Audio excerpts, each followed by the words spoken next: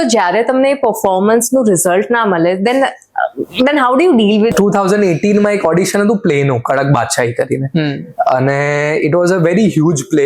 જ્યારે તમે આ જર્ની ચાલુ કરી તો તમે કેટલા ઓડિશન્સ આપ્યા? ઇન્ડસ્ટ્રી ક્રેક કરવી હોય તો એમાં સ્ટ્રગલ બહુ નાના હતા ત્યારથી તમે સ્ટેમરિંગનો ઇશ્યુ હતો. વેલકમ ટુ અનસ્ક્રિપ્ટેડ વિથ કેના Shah, powered by Shankus Season 1. Our today's guest is one of the most promising faces of Gujarati cinema. From humble beginnings to owning the big screen, he has done it all. And his journey is pure passion, relentless hard work, and an unshakable belief that dreams do come true. Please welcome Ravi Goel. Hi, welcome to the show. Please have a seat. Hi Ravi. So basically છે ને જ્યારે હું નાની હતી ત્યારે મને obviously આપણે નાના હોય ત્યારે આપણને એવું હોય કે કંઈક ને કંઈક અલગ અલગ બનવું હોય. તો તમારો જે એક્ટિંગનો જે પેશન છે એ ક્યારથી ચાલુ થયો? એકચ્યુઅલી હું નાનપણમાં છે ને ડાન્સ કરતો હતો, તો I use to be a dancer. So I like since 6th standard તો મેં એક ડાન્સ કોમ્પિટિશનમાં પાર્ટ લીધો, worked hard and I got into dance field and I won a lot of competitions. But એ વખતે I use to suffer from સ્ટટરિંગ.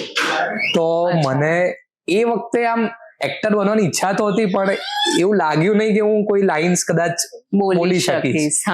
એટલે પછી એ મેં સાઈડમાં મૂકી દીધું અને ડાન્સ પર ફોકસ કર્યો. હજી એઝ યુ સેડ 10th માં મેં બધું જ છોડી ને ભણવા પર ધ્યાન રાખ્યું અને હું કોલેજમાં આવ્યો ફર્સ્ટ યરમાં ત્યારે I got a like wake up call કે મારે એક્ટિંગમાં થોડુંક કરવું છે. Theatre plays a very important role તો થિયેટરમાં એવું તો શું એક્સપોઝર તમને લોકોને મળે છે બીકોઝ થિયેટરથી જેમ કે બીબીએ કરો તો MBA યુ ગેટ ગ્રૂમ.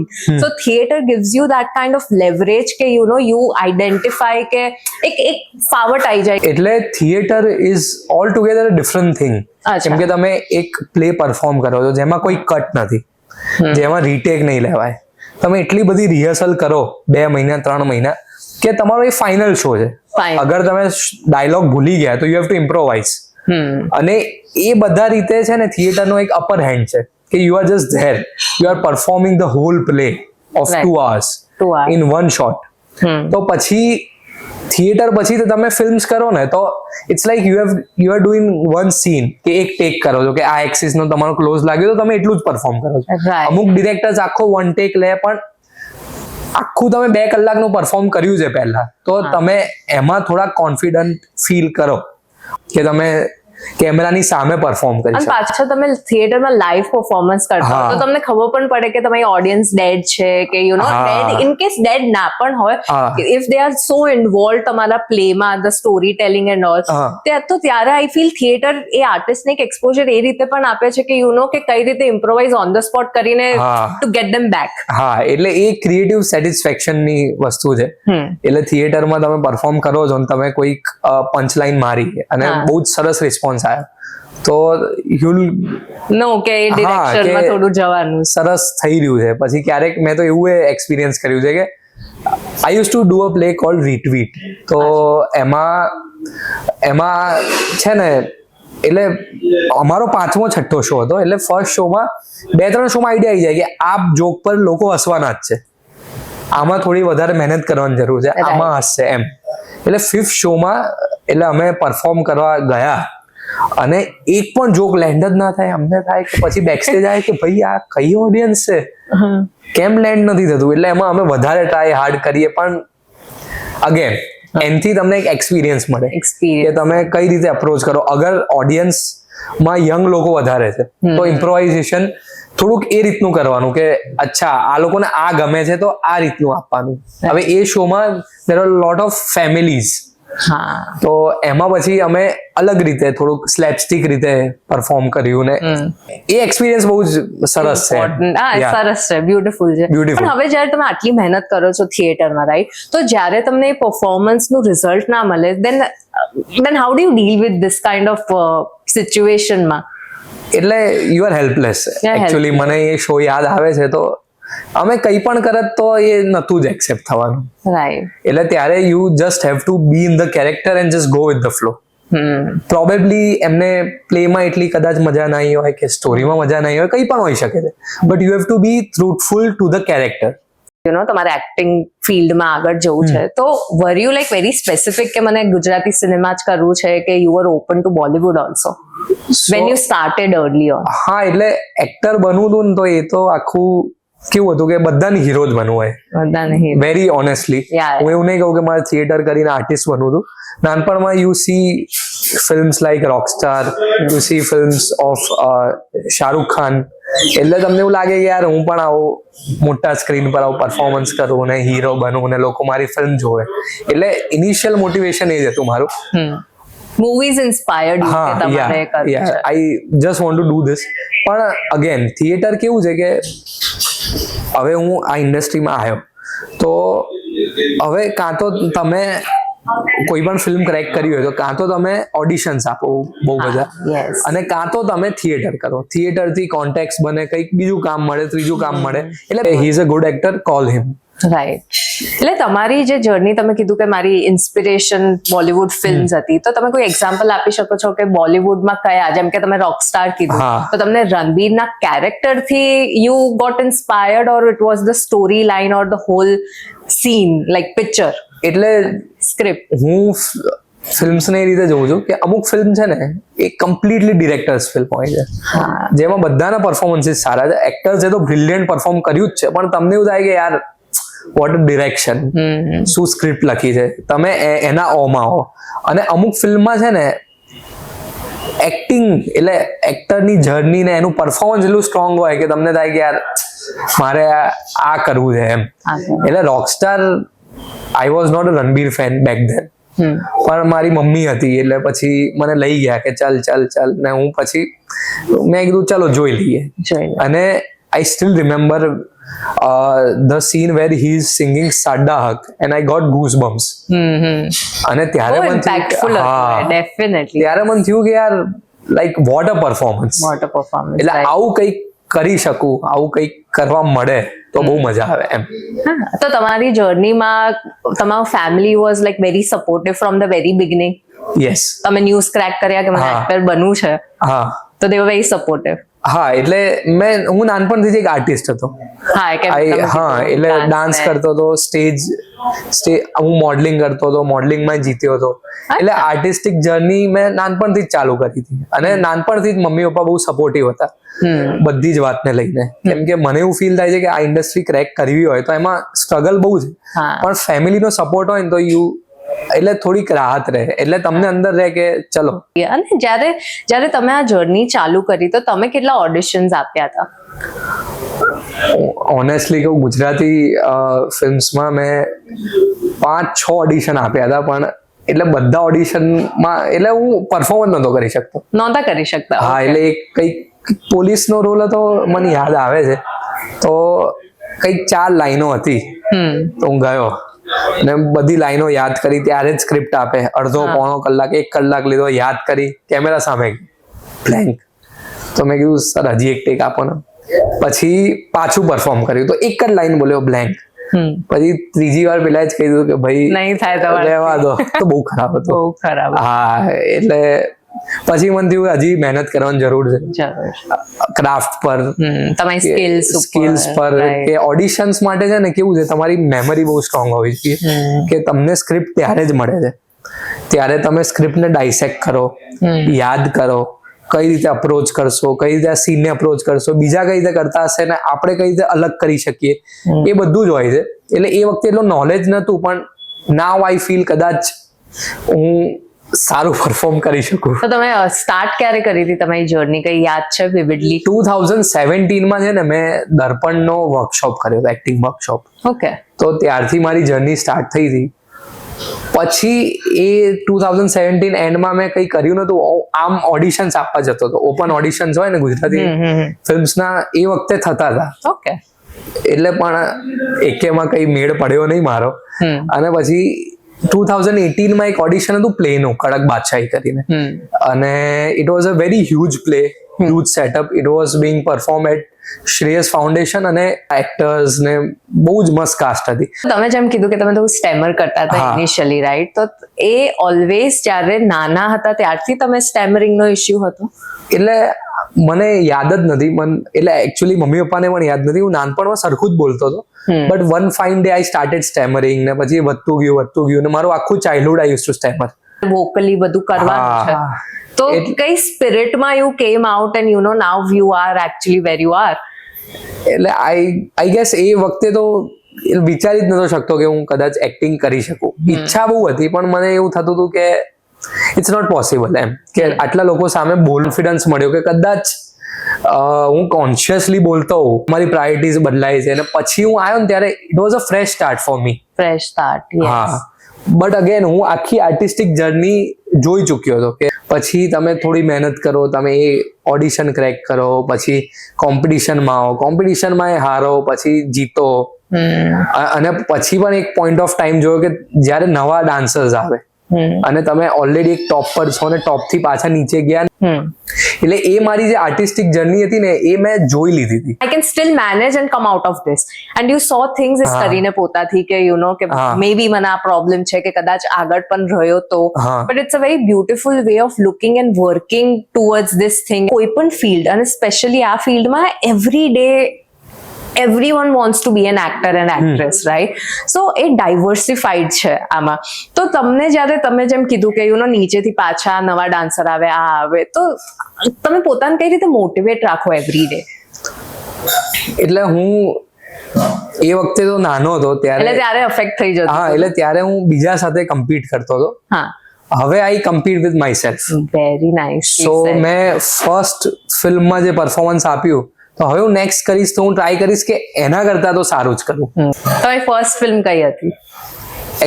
એટલે લીડ રોલમાં તો ત્રિશા ઓન ધ રોક્સ જ હતી, પણ એની પહેલા આઈ ડીડ નાડી દોષ. હા, જેમાં એક સેકન્ડ લીડ નો નાનકડો રોલ હતો, કેરેક્ટર આર્ટિસ્ટ જ કહેવાય. પછી મેં ઓમ મંગલમ સિંગલમ કરી, એટલે નાના નાના રોલ મેં એ વખતે કર્યા. તો એમથી એક આઈડિયા આવ્યો કે શૂટિંગ કઈ રીતે થાય છે, રાઈટ. ને એમાં મારી લાઇન્સ તો હતી જ, એટલે એમાં એ પરફોર્મન્સ તો હતું જ, પણ એ પ્રેશર મેં ફીલ નતું કર્યું કે જ્યારે હવે 35-40 ડેઝ નું સ્કેડ્યુલ હોય ને બધા દિવસે શૂટિંગ કરવાનું છે ને તમે તમારા પર પ્રેશર છે કે યુ આર ધ લીડ, તો એ મેં ફીલ નતું કર્યું. પણ હા, મેં એ બધું એક્સપિરિયન્સ કર્યું હતું. અને એ વખતે મને જ્યારે કેરેક્ટર રોલ કરતો ત્યારે મને બહુ બીક લાગતી હતી કે હાર કઈ રીતે કરીશ. આટલા મોટા ડિરેક્ટર્સ છે, કેડી સર છે, કૃષ્ણદેવી યાજ્ઞિક, જેમને આટલી મોટી ફિલ્મ્સ આપી છે, કે ઓમ મંગલમ સિંગલમમાં સંદીપ સર હતા કે જેમને લવની ભવાઈ આપી છે, એ બધું મેં એ વખતે કરી લીધું હતું. તો તમારે કોઈ લાઈફમાં મેન્ટોર હતા well you enter this industry full fledge? એટલે if you ask me about my mentor, so it's Krishnadev Yagnik right now. અને એક મેં સ્ક્રિપ્ટ લખી હતી, મેં કેડી સરને કીધું કે સર મારે તમને સંભળાવી છે. હવે નાડી દોષ પછી અમારું ઇન્ટરેક્શન એકદમ ઝીરો જ હતું, કદાચ ક્યાંક મળે તો હાય સર, હેલો સર, એટલું જ થાય. એટલે પછી મેં કીધું કે ચલો ને પૂછી લઈએ એમને સાંભળે તો. એટલે એમને કીધું કે આવી જાઓ ઓફિસ. પછી મેં સ્ક્રિપ્ટ એમને સંભળાવી, એમને 15 મિનિટ સાંભળી. પછી એમને કીધું કે એક કામ કરતું આ મૂક, હું તને એક સ્ક્રિપ્ટ સંભળાવું. અને એમને મને ત્રિશા ઓન ધ રોક્સ નો આઈડિયા સંભળાયો. ને પછી એવું કીધું કે તું એબ્સ બનાવી લે, તો આપણે આ વાળું કંઈક વર્કઆઉટ કરશું. એટલે બસ, એટલે ત્યારથી જે મારી લાઈફ એકદમ ચેન્જ જ થઈ ગઈ. ને હું એમનો પહેલેથી ફેન હતો, કેમ કે હી ગેવ છેલ્લો દિવસ, શું થયું, નાડી દોષ, બસ, all this great films. So yeah, I am lucky to have him as my mentor. Definitely. And તમારા લર્નિંગ શું છે જ્યારે when you were not the main lead, જેમ તમે કીધું છે નાડી દોષ ને એમાં, તો ત્યારે તમે with or without leads, right? તો તમે you know like while you are working or something that you have learned. While I did Trisha on the Rocks, my craft was simple. આ જેમને સ્ક્રિપ્ટ લખી છે, જે ડિરેક્ટ કરી રહ્યા છે, એ ખાસા ટાઈમથી સ્ક્રિપ્ટ સાથે જ છે.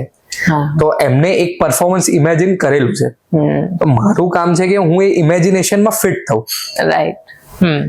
એટલે એ જે રીતે કે આ સીનને આ રીતે અપ્રોચ કરવાનું છે, આ રીતે બોલવાનું છે, આ રીતે રિએક્ટ કરવાનું છે, હવે એ બધું જ ફોલો કરી ને ક્યાંક મારથી થોડુંક અલગ ઇમ્પ્રોવાઇઝ થાય, નાનું મોટું વસ્તુ, સ્ટીલ ફાઇન. હા, તો it's fine because it's aligning with my directors vision.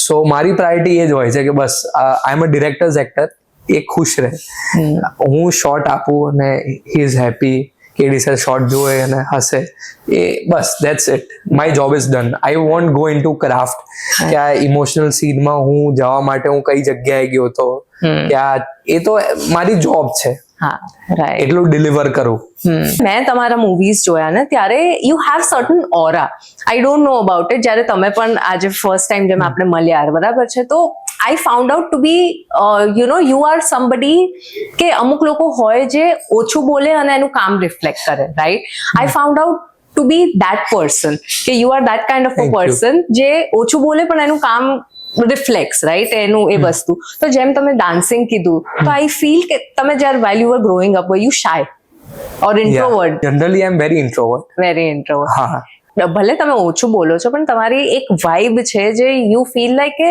You come out to be person who is very understanding very practical અને તમે જે રોલ આપે છે ને જેમ કે મેં ત્રિશા ઓન ધ રોક્સ જે રિસન્ટ હમણાં જોયું એમાં ઇટ ફેલ્ટ લાઈક કે તમે જસ્ટિસ કરો છો એ રોલ માટે તમે જ્યારે કોઈ પણ સ્ક્રિપ્ટ આવે રાઈટ તો how do you position yourself only thing is I should be in love with the director and director should be in love with me એ અને સ્ક્રિપ્ટ મને બહુ જ ગમે તો આઈ ડુ ઇટ મારે એઝ એન એક્ટર ઓડિયન્સને એક એક્સપિરિયન્સ આપવો છે જે એ લોકો યાદ રાખે એટલે મારે ક્વોલિટી કોમ્પ્રોમાઇઝ નથી કરવું definitely that's very for good my next sign. projects Are you content or maybe with work I am somebody who is never content when it comes to work right but because like I said ke you turn out to be a very different person than the characters and the roles that you have played right what I've learned in this industry is તમારેમાં patience હોવું જોઈએ તમારામાં પોતાના પર એક confidence હોવો જોઈએ પરફોર્મન્સમાં હું જ્યારે ટેક આપું છું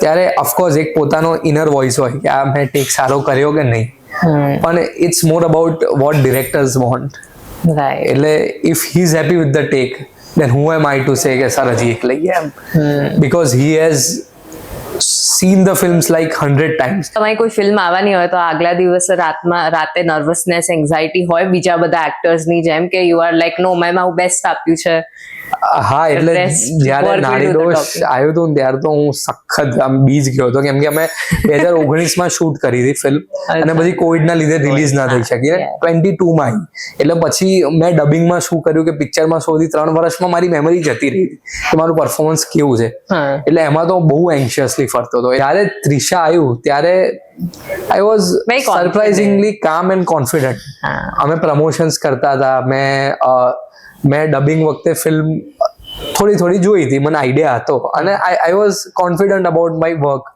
ને એક એવું હતું કે મેં મારું 100 આપ્યું છે એટલે એવું પ્રેશર નતું કે આ લોકોને ગમશે કે નહીં ગમે એવું તો રહે જ કે ઓડિયન્સ નો રિસ્પોન્સ શું આવશે એ થોડું ઘણું હોય it was just about my first impression on audience and they received it well so it's fine good અને આપણે ગુજરાતી સિનેમા રાઈટ તો ગુજરાતી સિનેમામાં વોટ ઇઝ ડિફરન્ટ જે બોલિવૂડમાં નથી ગુજરાતી સિનેમામાં હમણાં જે એક્સપેરિમેન્ટ્સ થઈ રહ્યા છે બધા જ જોનરની નવી ટાઈપની ફિલ્મ્સ આવી રહી છે એ કદાચ બોલિવૂડમાં હમણાં એક એક્શનનો વેવ ચાલે છે એટલે આઈ ડોન્ટ ફીલ કે બોલિવૂડ પણ લેક કરી રહ્યું છે ક્યાંય આપણે ગુજરાતી સિનેમામાં છે ને મેં બહુ એવું જોયું છે કે બોલિવૂડમાં there is lots of glam બરાબર છે અને ગુજરાતી સિનેમામાં ગ્લેમ ઓછું છે અને સ્ટોરી ટેલિંગ ને એના ઉપર વધારે પ્રેફરન્સીસ કે ઇમ્પોર્ટન્સ હોય છે so what's your say on that how do you differentiate Gujarati અને બોલિવૂડ ગુજરાતી ફિલ્મમાં it's very deeply rooted cinema it's not about looks or જેમ કે કરણ જોહરની ફિલ્મ્સ હોય કે હીરોની જોરદાર એન્ટ્રી થાય ને મસાલા ફિલ્મ હોય ડાન્સ નંબર હોય તે we are getting there of course એટલે ત્રિશામાં કેડી સરનો પ્રયાસ પણ એ જ હતો કે we see hero with abs we see his entry we see a dance number we see a romantic song એટલે એ વસ્તુ પણ ઇવોલ્વ થઈ રહ્યું છે બટ અગેન એ સ્પેશિયાલિટી પણ એ જ છે કે આપણે બહુ રિયલ ફિલ્મ્સ રિયલ સ્ટોરીઝ લોકો સુધી પહોંચાડી રહ્યા છે એટલે we are not stuck in any stereotype કે બોલિવૂડ ફિલ્મ્સ કેવું મસાલા ફિલ્મ આવી જ હોવી જોઈએ એવું આપણે નથી હવે people are, I feel, audience is open to, you know, all kind of masses. We see films like Wash or Wash Level 2 which is coming. We see films like Kasumbo. There was a time when Gujarati ફિલ્મ્સમાં રોમકોમ કે family drama બનતી હતી પણ એમાંય ખોટું નથી. એમાં કહો હા, If ત્યારની audience was accepting that. હા એટલે ઓડિયન્સને એ જોઈતું હોય ને we made it and they are happy having that experience, then it's fine. Right.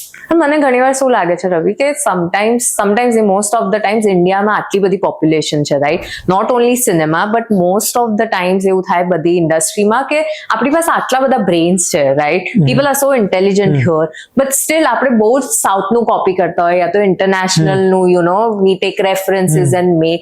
તો આઈ ઓલવેઝ ફીલ કે બોલિવૂડ છે સિનેમા, તો why we don't bring up our own this thing, you know, rather than taking references ને આખી આ script ઘણી વાર તો આપણે બોલિવૂડમાં જોઈએ છે. મારો તો આ ક્વેશ્ચન ને એક જ જવાબ છે, વશ. વશમાંથી શેતાન બની છે.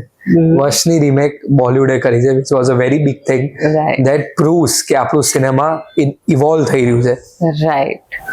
તમે આટલા ટાઈમ કામ કર્યું અને જે હજી કરો છો, તો તમારું ઇનિશિયલ જ્યારે સ્ટાર્ટ હતું ગુજરાતીમાં, you know, when you became N actor, તો તમારું like how was your approach towards things? How was your approach towards, you know, shooting with people? Team સાથેનો experience it was very nice કે એવું કોઈ feel ના થાય કે નવો છોકરો આવ્યો છે. Even director, even the AD team, even the costars, જે મારા કોસ્ટાર્સ હતા, ઇવન ઓલ ધ સ્ટાર્સ, એવું ફીલ ના થાય તમને કે યાર આટલા મોટા સ્ટાર્સ છે ને એવું તમને ક્યારે ફીલ ના કરાવે. They are very friendly, supportive. Is it like you see that OTT as a competition કે, you know, ગુજરાતી સિનેમા માટે it has opened new doors? I feel હું OTTમાં I'll take Trisha for an example. Trisha theatrical release થઈ, there was a good response, but the moment it got released on Prime Video, the response was another level. એટલે I feel OTT ને બધું છે ને એના લીધે I don't know about producers, but for an actor it's very good. Right. કે બહુ જ બધા જુદા જુદા લોકો આ ફિલ્મ જોઈ રહ્યા છે, એટલે મને બધી જુદી જુદી કન્ટ્રીઝ થી મેસેજીસ આવતા હતા ને હજી આવે છે. સો આઈ ફીલ કે OTT અને જે પણ પ્લેટફોર્મ છે જ્યાં ફિલ્મ અપલોડ થાય એનાથી એક રીચ વધે, સારું લેવરેજ મળે છે આર્ટિસ્ટને ને ટુ શોકેસ યોર વર્ક. હા, અને અમારા ફિલ્મમાં એ પેલું રીલ્સ વાળું એ બહુ સારું થઈ ગયું કે the reels wear very viral, તો એનાથી લોકો ફિલ્મ સુધી પહોંચતા હતા OTT પર. એટલે yeah I feel OTT is helping us out. Social media and OTT જેવા platforms you can use to leverage your work. Of course. And that gives you another level, જેમ તમે કીધું એ ટાઈપની એક અલગ જ રીચ આપે છે. આપણે હવે સિનેમાની બહુ વાત કરી અને તમારી જર્નીની બહુ વાત કરી, બટ મને થોડું તમારી પર્સનલ લાઈફમાં પણ જાણવું છે, ઇફ યુ ડોન્ટ માઇન્ડ. તો તમે જેમ કીધું કે યુ નો કે તમે ફોન મમ્મીને કર્યો કે કેવું લાગ્યું તમને, તો is it like you are very close to your mother? Yes, I am. એટલે હું એવું માનું છું કે મારી આર્ટિસ્ટિક જર્નીમાં મમ્મી પણ મારી સાથે જ છે પહેલેથી. ડાન્સથી લઈને, મોડલિંગથી લઈને, થિયેટરથી લઈને ફિલ્મ સુધી મોમ ડેડ બંને બહુ જ સપોર્ટિવ છે. કોઈ એક એક્ઝામ્પલ આપી શકો કે કોઈ મેમરી જે હજી તમારી સાથે, યુ નો, લાઈક ઇટ્સ હા, એટલે હું ડાન્સ ક્લાસમાં જઉં તો નાનપણમાં તો શું મમ્મી લઈને જાય, પછી લેવા આવે, પછી ત્યાં બેસે કલાક, હું પ્રેક્ટિસ કરતો હતો ત્યાં બેસે ને પછી મને પાછું એમનું ઇન્વોલ્વમેન્ટ હોય કે તું શું કરે છે, તું આ કર. કોઈ કોમ્પિટિશન હોય તો મમ્મી પપ્પા સાથે હું જઉં. ઓડિશન્સ હોય, જેમ કે DID લિટલ માસ્ટર્સ નું મેં ઓડિશન આપ્યું હતું જેમાં હું ખાસો આગળ સુધી પહોંચ્યો હતો, but I didn't make it. તો ઇન્દોર કે ક્યાંક હતું તો અમે ત્યાં ગયા, ટ્રાવેલ કર્યું. દે વેટેડ ફોર મી કે હું અંદર ગયો પછી બહાર આવ્યો. તો દે આર વેરી સપોર્ટિવ. તો દે આર, મારી બધી જ ક્રેડિટ એમને જાય છે. Very nice. અને તમને કોઈ મમ્મીએ કોઈક વાર એવું કીધું છે કે આમાં આ ફિલ્ડમાં બહુ એટલો એક્સપેન્સિવ કદાચ સ્કોપ ના હોય તો એવું કીધું છે કે બીજું કરિયરનું પણ ઓપ્શન ઓપન રાખ? મારી સેફટી નેટ ના રીતે આઈ એમ અ સિવિલ એન્જિનિયર. તો મમ્મીએ મને કીધું કે you have to complete your engineering, civil engineering. એટલે હું સિવિલ એન્જિનિયર છું. 10th 11th 12th એટલે જ મેં બધું છોડી દીધું હતું કે હું આમાં ફોકસ કરી શકું.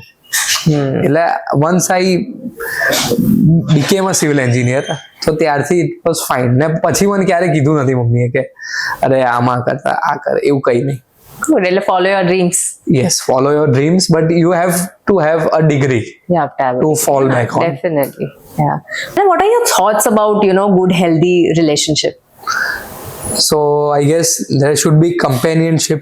મારા માટે લવ બહુ ઇમ્પોર્ટન્ટ છે. So there should be a love, a feeling Right. of love, respect હોવી જોઈએ એકબીજાની, અને લોયલ્ટી ને બધું તો બહુ Given જ છે, હા, એ તો હોવું non-negotiable જોઈએ, હા. છે, right? તો all these things make a perfect relationship. એટલે કોઈ પણ ખાવાની રેસિપી હોય, કોઈ પણ ડિશ હોય, તો એમાં બધું જ એકદમ પરફેક્ટ હોય તો તમને મજા આવે. તો that's what I feel. Right. તો તમારે રિલેશનશિપ ફ્રેન્ડ્સ ને બાકી અધરવાઇઝ રિલેશનશિપમાં like how is your experience? Like I've never been in a relationship, but yeah, I've been in love. Okay. So love માં એવું હોય કે you learn. Every Yeah. time you love someone, you learn something. Right. It works out. If it had worked out, then I would have been in a relationship. Right. Then I would have answered it differently. I personally feel sometimes it is difficult to understand your partner. Whether irrespective of relationship, કે કોઈ brother sister હોય કે husband wife નો હોય, so I always feel કે because of that a disparity અને things when they are not shared, એ મોટી બનતી જાય, and then eventually you can't stay and you feel like કે મેં જેની સાથે લગ્ન કર્યા હતા હવે તો એ ડિફરન્ટ જ માણસ છે. I've seen people, એટલે છોકરાઓનો પોઈન્ટ ઓફ વ્યૂ કહું, એક હોય છે ચેઝ, હા કે યુ સો ગર્લ, તમારા મનમાં એક પરસેપ્શન બન્યું છોકરીનું, અને you are trying your everything to just get her to fall in your love. છોકરીઓનો પોઈન્ટ ઓફ વ્યૂ અલગ હોય છે, કે સ્ટાર્ટિંગમાં જે એમને એક્સપિરિયન્સ કર્યો એ વખતે કદાચ થોડુંક ડિસ્ટન્સ કરશે, પણ પછી after gating in to a relationship they are more into you. ને છોકરાઓ ત્યારે થોડા કન્ટેન્ટ થઈ જાય છે. જ્યારે તમને કોઈ સ્ક્રિપ્ટ તમે વાંચો છો, બરાબર છે, અને જ્યારે પછી શૂટ માટે જાઓ છો, તો તમે એ ટાઈમે સ્ક્રિપ્ટ જોઈને કઈ રીતે તમે પ્રિપેર કરો છો કે કોઈ ઇન્ટેન્સ આવી કોઈ સ્ક્રિપ્ટમાં હોય રોલ પ્લે કરવાનો? એટલે પહેલા તો હોય કેરેક્ટરની ફિઝિકાલિટી, જે ડિરેક્ટર તમને કહે કે આમાં મારે, જેમ કે ત્રિશામાં there was abs, so abs જોઈએ છે, તો એક જર્ની તમારી હોય કે ફિઝિકલી ત્યાં પહોંચવું. પછી બીજી જર્ની હોય કે તમે કઈ રીતે કેરેક્ટરને બિલ્ડ કરો છો, ઇન્ટરનલાઇઝ કરો છો. તમારું સ્ક્રિપ્ટ વાંચો તો તમારો ફર્સ્ટ થોટ શું છે, તમે કઈ રીતે પરસીવ કરો છો. પછી you seat with the director, કે એ કઈ રીતે પરસીવ કરે છે, કે ઓડિયન્સ ને કઈ રીતે પોર્ટ્રે કરવું છે કેરેક્ટરને. પછી તમે એ ડિસ્કશન કરો, તમે એમની પાસેથી શીખો, અને after a point of time you start preparing a character, કે એની બેક સ્ટોરી શું છે, કે શું છે. એટલે એ ક્રાફ્ટ બધાનો અલગ હોય. બટ મેં લાસ્ટ ટાઈમ જે મેં પહેલાં કીધું હતું કે I think for an actor you should just follow your director, કે એ શું કહેવા માંગે છે. If you are like in sync with your director, then it's very easy process, અને એમાં તમને મજા આવશે. ફાઉન્ડેશન થોડું સ્ટ્રોંગ હોવું જોઈએ, તો એના ઉપરથી તમે ઇમ્પ્રોવાઇઝ કરી શકો. ડેફિનેટલી. એટલે વર્કશોપમાં ને એમાં તમે એકદમ મહેનત કરી લો તો શૂટિંગ તમારું સરસ રીતે નીકળી જાય. હા 100%. Your upcoming films? I am in between scripts right now, so I'm just wait and watch for my announcement of my next film. So I am staying cautious, and like મારે ઓડિયન્સને જે experience આપવો છે મારી next film માટે, તો એના માટે હું બહુ તમે રેશ ડિસિઝન નથી લેવા માંગતા. યુ વિલ બી લાઈક કે ને હું એમ પણ બહુ પેશન્ટ માણસ. I try my best to give an experience to the audience. So just wait and watch. Right. And what are your closing thoughts? Like કોઈને એસ્પાયરિંગ એક્ટર ને તમને કોઈ મેસેજ આપવા માંગતા હો? Never give up. That's what I want to tell all the aspiring actors, કે તમે ક્યારે give up ના કરો. Keep working on yourself. Patient રહો, કેમ કે patience is the key in this industry. એટલે તમે તમે તમારી ફર્સ્ટ ફિલ્મના બ્રેક માટે રાહ જોતા હો કે પછી તમે ફિલ્મ ઇન્ડસ્ટ્રીમાં આવી ગયા ને પછીનું જર્ની હોય કોઈ પણ જર્નીમાં patience is the key and believing in yourself is the key. ના thank you so much Ravi, it was pleasure to have you and I am sure કે બહુ જ મને તો બહુ મજા આવી. Wonderful talking to you. Thank you so much.